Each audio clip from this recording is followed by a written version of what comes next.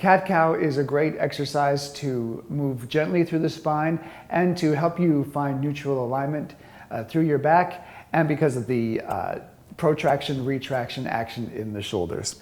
So start in box plank, hands directly under the shoulders, knees under the hips, and find your strong neutral alignment.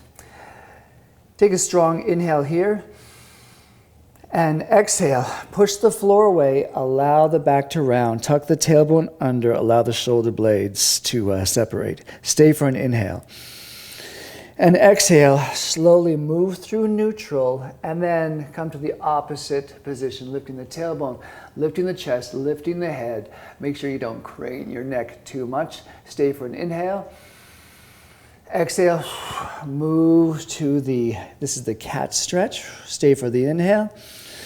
Exhale, while you move to the cow position. Stay for the inhale. And exhale to the cat stretch. Stay, and then you're going to inhale through to the cow. And then exhale through to the cat. And inhale, reverse. Exhale, reverse. Continuing to push the floor away. Inhale.